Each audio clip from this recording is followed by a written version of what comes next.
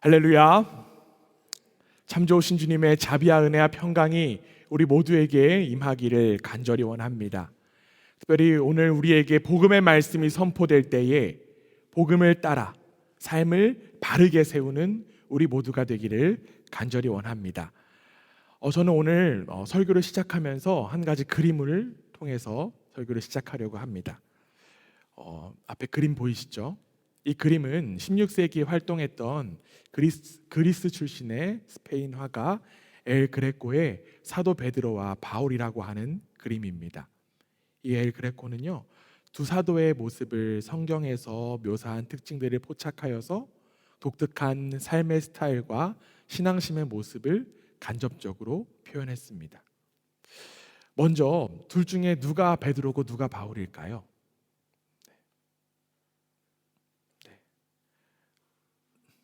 어려우시죠? 네.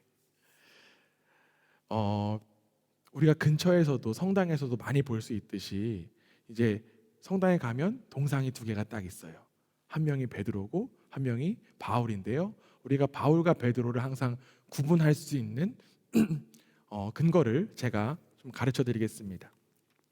열쇠를 들고 있는 사람이 누굴까요? 베드로고요. 그렇죠? 그 다음에 성경을 들고 있는 사람이 바울입니다. 여러분들 어디 가셔서 항상 보실 때 늘 열쇠를 들고 있는 사람을 베드로로, 또한 성경을 들고 있는 사람 또는 검을 들고 있는 사람이 바울임을 여러분들이 항상 확인하시면 됩니다. 먼저 왼손에 이제 열쇠를 들고 있는 베드로부터 한번 살펴볼게요. 베드로는 누런색 외투를 입었고요. 그의 손은 바울과 비교해서 조금 검은게 그을려짐을 확인할 수 있습니다. 머리다 또 수염도 약간 흰색으로 되어 있어요.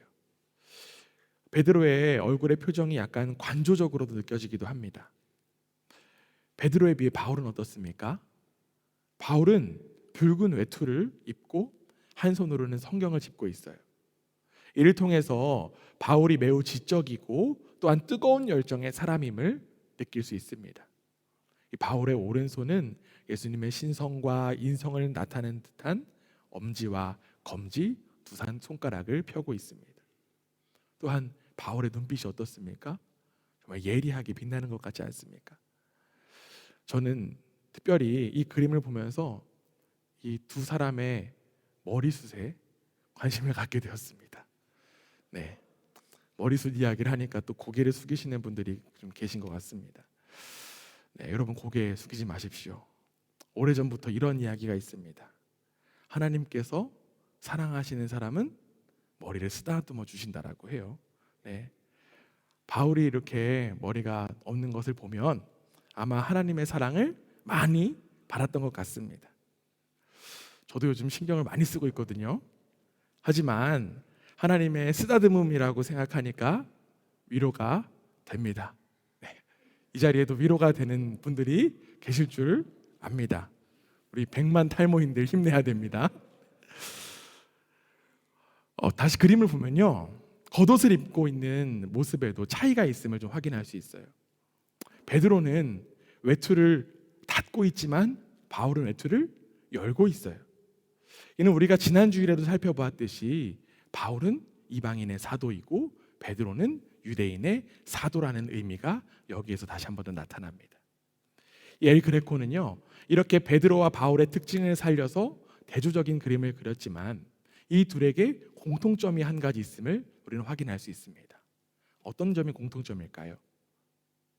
베드로와 바울이 한 곳을 바라보고 있다는 것입니다. 너무나도 대조적인 두 사람이지만 하나님을 바라보고 있다는 가장 큰 공통점이 있기 때문에 이 그림 속의 이들은 마치 한 사람처럼 느껴지기도 합니다. 이렇게 이 베드로와 바울은 복음 안에서 한 사람은 유대인의 사도로, 한 사람은 이방인의 사도로 쓰임 받았습니다. 다른 모습의 이들이 한 분이신 하나님을 바라보면서 하나가 되어 복음의 역사를 감당했던 것처럼 우리 그라치 반석교회가 서로 다름이, 우리 그라치 반석교회 안에 그 서로 다름이 한 분이신 하나님으로 하나 되어 복음의 역사를 감당하는 우리 모두가 되기를 주님의 이름으로 간절히 원합니다. 우리가 지난 주일에도 이제 살펴보았듯이 바울과 베드로는요 복음 안에서 손을 맞잡았습니다. 그런데 오늘 우리가 함께 읽은 이 성경 본문에서 보면요 지난주에 봤던 내용과 사뭇 다른 분위기가 지금 나오고 있습니다. 바울이 갈라디아 교회의 교우들에게 자신이 베드로를 책망한 일이 있다라는 것을 전하고 있습니다. 우리 오늘 본문 11절 말씀인데요, 우리 한 목소리로 함께 읽어보겠습니다. 함께 읽습니다. 시작. 게바가 안디옥에 이르렀을 때에 책망받은 일이 있기로 내가 그를 대면하여 책망하였노라. 아멘. 도대체 둘 사이에 어떤 일이 있었던 것일까요? 사도 바울이 안디옥에 머물렀을 때였습니다. 마침 베드로가 안디옥을 방문했어요. 우리가 잘 알고 있듯이 이 안디옥 교회는요 이미 복음으로 든든하게 서 있었고요, 이방인들을 위해서 아주 활발하게 이방인 선교를 감당하던 그 선교의 전초 기지 역할을 하는 곳이 바로 안디옥이었습니다. 베드로는 아마도 이 선교의 현장을 살펴보고 격려하기 위해서 안디옥 교회를 방문했을 것입니다. 베드로를 비롯한 유대 그리스도인들은 평소와 다름없이 이방인 그리스도인들과 뒤섞여서 식사를 하고 있었습니다. 이방인 그리스도인들은 위대한 사도인 베드로가 자신들을 형제 자매로 받아주었으니까 얼마나 기뻤을까요? 하지만 이 애찬의 흥겨운 분위기는 어떠한 사람들이 도착하면서 깨져버리게 되었어요. 그들은 예루살렘 교회의 수장인 야고보 진영에 속한 유대 그리스도인들이었습니다. 이 유대 그리스도인들이 안디옥 교회에 나타나자 베드로는 슬그머니 그 자리를 떠나게 되었습니다. 오늘 본문 12절 말씀인데요, 다시 한번 더 읽어보겠습니다. 함께 읽습니다. 시작. 야고보에게 온 어떤 이들이 이르기 전에 게바가 이방인과 함께 먹다가 그들이 오매 그가 할례자들을 두려워하여 떠나 물러가매. 바울은 베드로가 할례자들을 두려워했기 때문에 그 자리를 떠났다라고 지금 이야기하고 있습니다. 여기에 나온 할례자들을 단순히 야고보가 보낸 사람들이라고 이야기해서는 안 됩니다.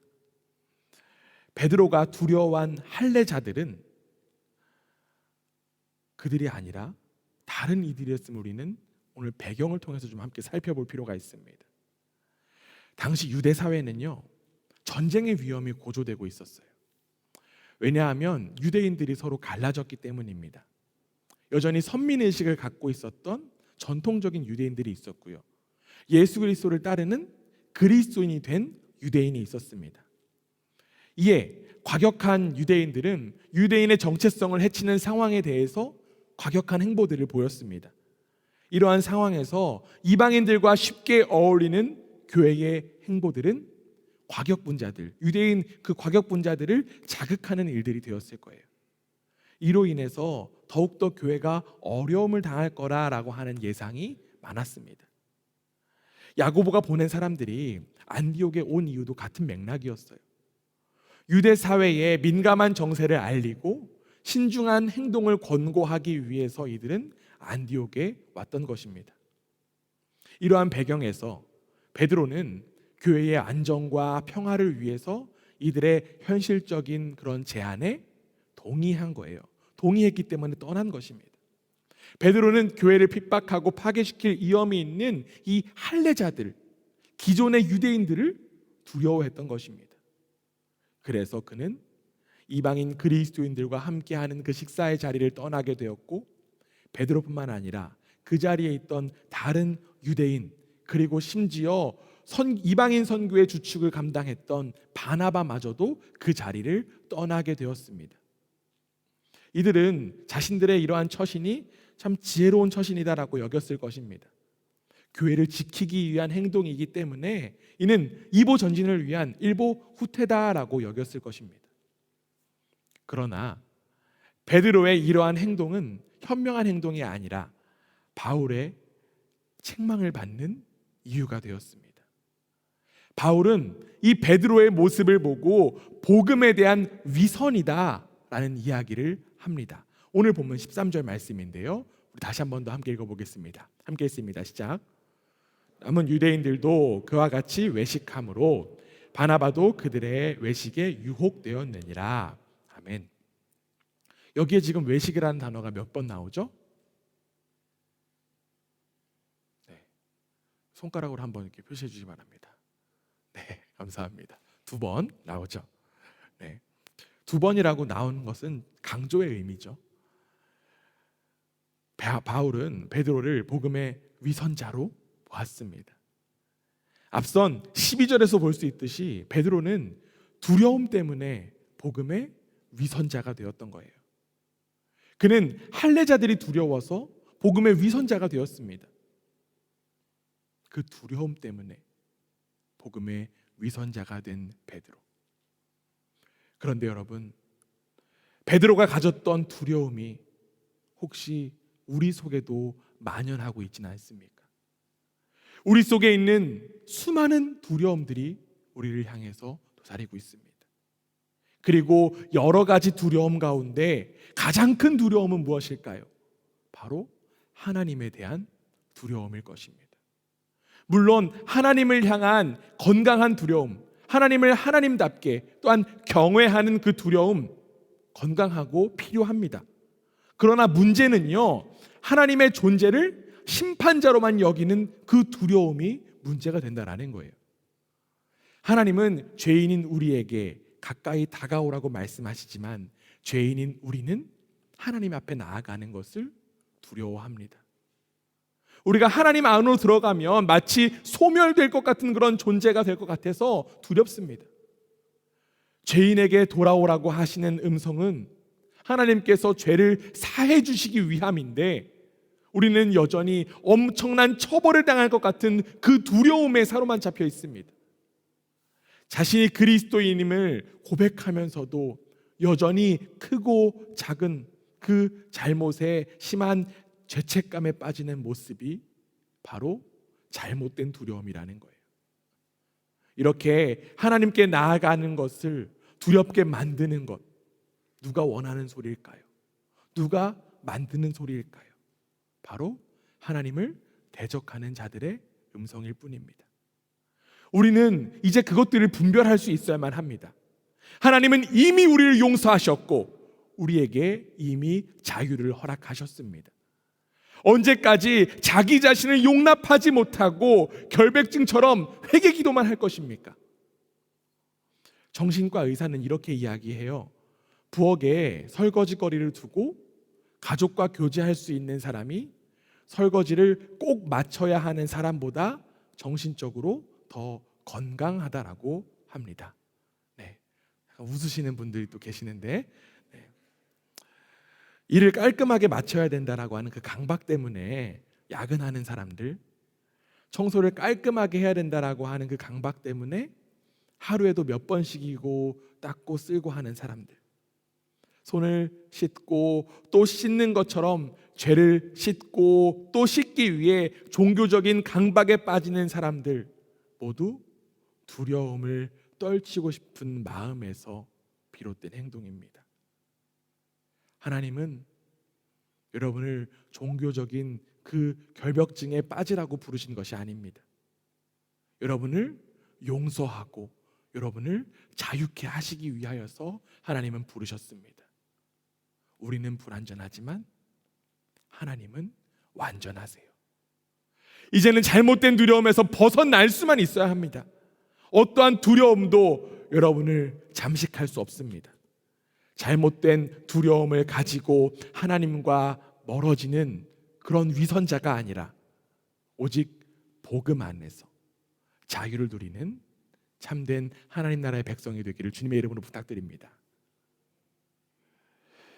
바울은 베드로와 이 유대 그리스도인들의 태도와 상황을 결코 용납할 수 없었어요. 그래서 바울은 베드로를 책망했습니다. 우리가 아까 읽었던 11절에 책망받을이라고 하는 이 단어의 의미를 좀 더해져 보면 저주받을, 정죄받으리라고 하는 의미를 가지고 있음을 확인할 수 있습니다.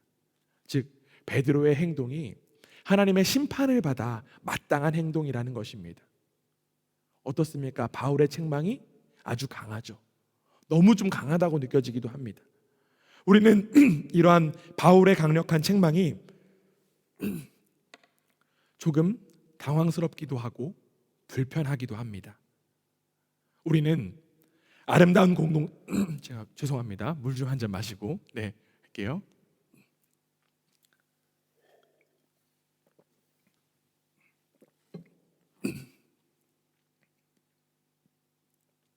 우리는 아름다운 공동체는 서로의 허물을 덮어줄 때 성립된다라고 하는 사실을 경험들 토대로 알고 있습니다. 사사건건 대립하고 들춰내고 옳고 그름을 따지는 이들로 인해서 공동체가 붕괴되는 그런 모습들 볼 수 있습니다. 성경에 보면요, 에베소 교회가 거짓 사도들과 악한 자들을 가려내려고 눈을 부릅떴다가 처음 사랑을 잃어버렸다라고 책망당한 적이 있습니다. 오름 때문에 사랑을 잃으면 모든 것을 잃기 쉽습니다.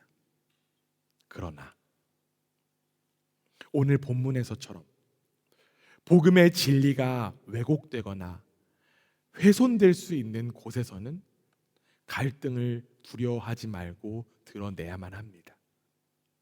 환부를 감춰야 될 때도 있지만 환부를 도려내야 할 때도 있는 법이에요. 바울은 그런 점에서 주저함이 없었습니다. 우리에게 가장 중요한 것은 복음이에요. 복음은 어떠한 것으로도 타협할 수 없습니다. 오직 복음으로 삶을 세우고 오직 복음으로 교회를 바로 세우는 우리 모두가 되기 원합니다. 그렇다면 우리에게 감추지 말고 도려내야 할 부분은 무엇일까요? 이런 이야기를 할 때마다 참 조심스럽습니다.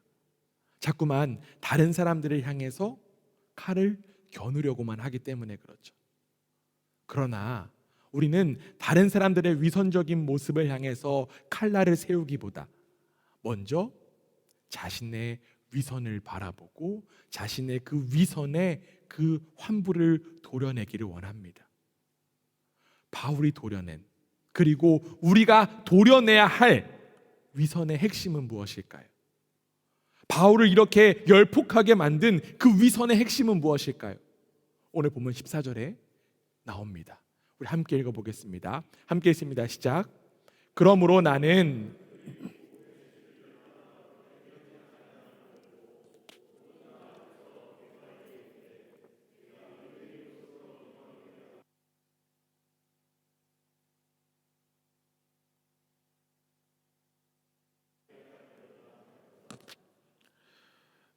바울은 이 베드로의 위선적인 행동을 현명치 못한 정도가 아니라 복음의 진리를 따라 바르게 행하지 않는 것으로 지금 보았어요. 어떻게 이방인 그리스도인들과 식사의 자리에서 떠난 것이 복음의 진리를 따르지 않는 것이 될 수 있었을까요? 이 베드로의 행동이 복음에 대한 위선이 될 수밖에 없는 이유를 우리는 사도행전을 통해서 찾아볼 수 있습니다. 왜냐하면요, 사도행전에서 이 베드로가 직접 이방인에 대해서, 이방인의 복음에 대해서 경험한 적이 있기 때문입니다. 베드로는요, 유대 지방을 돌면서 순회하면서 전도하고 있었습니다. 그러던 가운데 요빠라고 하는 지역에 도착했어요. 그 요빠에서 베드로는 환상을 경험합니다. 하늘에서 보자기 같은 것들이 내려오고 그 속에는 유대인들이 먹어야 될 음식과 유대인들이 먹지 말아야 될 부정한 것들이 함께 뒤섞여 있었습니다. 그리고 베드로에게 이러한 음성이 들려왔어요. 사도행전 10장 13절에요. 베드로야, 일어나 잡아먹어라 하거늘. 이러한 상황이, 같은 상황이 3번이나 반복되었습니다. 이 환상을 두고 베드로가 고민에 빠져 있었습니다. 그런데 그때에 베드로에게 로마의 백부장인 고넬료라고 하는 사람의 초대가 오게 되었습니다. 그리고 그 초대에 대해서 성령께서는 베드로에게 이렇게 말씀하세요. 사도행전 10장 19절에서 20절입니다. 베드로가 그 환상에 대하여 생각할 때에 성령께서 그에게 말씀하시되 두 사람이 너를 찾으니 일어나 내려가 의심하지 말고 함께 가라. 내가 그들을 보내었느니라 하시니, 이에 베드로는 성령님께 순종하여 고넬료의 집으로 향합니다. 그리고 고넬료가 회개하고 그리스도를 영접하는 모습을 직접 경험합니다. 그뿐만이 아니었어요. 베드로는 설교 도중에 하나님께서 이방인들에게, 이방 사람들에게 성령을 주시는 것을 직접 목격했습니다. 이러한 상황 속에서 베드로는 이방인과의 교제를 마다할 이유가 없었어요. 더 나아가 베드로는 이방인들에게 세례까지 베풀라라고 명령합니다. 예루살렘 교회는요, 당시 예루살렘 교회는 이 베드로의 행동을 향해서 비난했습니다. 그러나 베드로는 이러한 비난과 비판에도 아랑곳하지 않고 이방인들과 함께 먹고 또한 그들과 함께 누리는 삶을 살았습니다. 그리고 얼마 후에는 이방인들이 믿음으로 깨끗하게 되었다라고 스스로 증거까지 합니다. 사도행전 15장 9절 말씀이에요. 믿음으로 그들의 마음을 깨끗이 하사 그들이나 우리나 차별하지 아니하셨느니라. 베드로가 이방인과 함께 먹고 교제한 것은 그리스도 안에서 아무도 속되지 않음을 하나님께서 직접 보여주셨기 때문에 그랬습니다. 그런데 이렇게 복음에 대해서 차별을 두지 않았던 베드로가 안디옥에서 갑작스럽게 다른 행동을 보인 거예요. 그가 고백한 말과 행동이 지금 맞지 않는 것입니다. 베드로는 그 누구보다도 이방인들에게 복음이 열려져 있음을 경험하고 주장했던 사람이었는데 그의 행동이 믿고 따르던 복음과 일치하지 않게 된 것입니다. 그래서 바울은 이를 두고 복음의 진리를 따르지 않는 위선적인 행동이라고 이야기했던 거예요. 도대체 복음의 진리가 무엇이기 때문에 바울이 이렇게까지 분노하고 책망했던 것일까요? 바울은 복음에 대해서 구체적으로 자세하게 설명하고 있습니다. 오늘 본문 16절 말씀인데요, 우리 16절 말씀 또박또박 한 목소리로 함께 한번 읽어보겠습니다. 함께 했습니다. 시작. 사람이 의롭게 되는 것은 율법의 행위로 말미암음이 아니요 오직 예수 그리스도를 믿음으로 말미암은 줄을 알므로 우리도 그리스도 예수를 믿나니 이는 우리가 율법의 행위로서가 아니고 그리스도를 믿음으로써 의롭다 함을 얻으려 함이라. 율법의 행위로서는 의롭다 함을 얻을 육체가 없느니라. 아멘. 바울은 복음의 핵심인 이신칭의에 대해서 지금 이야기를 하고 있어요. 이신칭의라고 하는 표현이 어렵거나 또한 생소하게 느껴지는 분들도 계실 거라고 생각됩니다. 이신칭이란 죄인이 오직 예수 그리스도를 믿음으로만 의롭다함을 받는다라고 하는 의미입니다. 그런데 이 베드로는요, 이 복음의 진리를 잠시 망각했습니다. 그는 뼛속까지 유대인이었어요. 그렇기 때문에 자신도 모르게 복음의 진리를 따른 것이 아니라 유대교의 옛 관습을 따랐던 것입니다. 베드로는 이제 유대인이기보다 하나님께서 주신 자유인임에도 불구하고 교회를 지킨다라고 하는 명분으로 자신도 모르게 옛 모습인 유대인으로 돌아간 것입니다. 그런데 더욱더 안타까운 것은 이러한 베드로의 복음의 위선적인 모습이 우리에게도 있다는 것입니다. 이는 마치 우리가 옛사람의 모습을 버리지 못하는 것과 동일합니다. 예수 그리스도라는 하나님의 은혜를 믿음으로 구원받았기 때문에 우리는 새로운 존재가 되었습니다. 우리는 죄인이 아니라 의인으로, 고아가 아니라 하나님 나라의 백성으로, 하나님의 자녀로 우리는 부름받았습니다. 구원의 역사에 우리가 한 것은 아무것도 없어요. 우리는 단지 예수 그리스도를 믿음으로 받아들인 것뿐입니다. 그렇기에 우리에게 허락된 새로운 생명을 감사함으로 받아들이고 하나님 백성으로 살기만 하면 됩니다. 그런데 문제는 그 은혜를 자꾸만 망각하고 자꾸만 죄인의 습성을 따르려고 한다라는 것이죠. 육체의 욕망에 이끌려서 하나님과 상관없는 삶을 살아갑니다. 나의 삶의 주인이 하나님이 되셨는데도 여전히 내가 주인인 것처럼 살아가고 있는 거예요. 그 모습이 바로 바울이 책망하는 복음의 위선자의 모습인 것입니다. 베드로를 향한 이 바울의 책망이 우리 자신을 향한 책망으로 받아들이는 우리 모두가 되기 원합니다. 이제는 복음을 따라 바르게 삶을 살아가는 우리 모두가 되기 원합니다. 복음의 진리를 따른다고 고백하면서 여전히 행위만 집착하며 스스로 의로워지려고 하는 그 모습에서 벗어납시다. 그 어떤 행위도 우리를 구원에 이르게 하지는 못합니다. 우리의 신앙생활의 행위는 하나님의 은혜를 믿음으로 받아들인 이후에 나오는 반응들이에요. 예수 그리스도를 믿는 믿음만이 우리를 살게 합니다. 예수님은 율법을 완성하러 이 땅에 오신 분입니다. 우리는 예수 그리스도를 믿음으로 그 율법에 대해 죽고 그리스도와 함께 살아난 자들이에요. 그래서 우리는 율법에 갇히는 것이 아니라 그리스도의 십자가 안에서 자유를 누리며 살아갈 수 있는 것입니다. 이제 설교를 마치겠습니다. 저는 설교의 마지막에서 이 베드로의 자세를 함께 나누며 설교를 마치려고 합니다. 저는 바울의 책망을 받아들인 이 베드로의 모습이 너무나도 귀하게 느껴졌습니다. 만약 베드로가 이 바울의 책망을 고깝게 여기고 또한 분노만 했다면 베드로는 우리가 잘 알듯이 위대한 사도가 되지 못했을 것입니다. 책망을 들었던 당신은 물론 아프고 부끄럽고 화가 날 수도 있었을 것입니다. 그러나 베드로는 매를 맞을 줄 아는 사람이었어요. 그는 바울을 통해서 전달된 하나님의 마음을 알아차렸습니다. 이 일을 통해서 베드로는 율법의 껍질에서 벗어나와 은혜의 세계로 확고하게 걸어갈 수 있었던 것입니다. 오늘 선포된 말씀이 다른 사람을 향한 책망의 말씀이 아니라 나를 향한 말씀임을 받아들이고 베드로처럼 복음의 길을 향해 다시금 삶을 세워나가는 여러분 모두가 되기를 원합니다.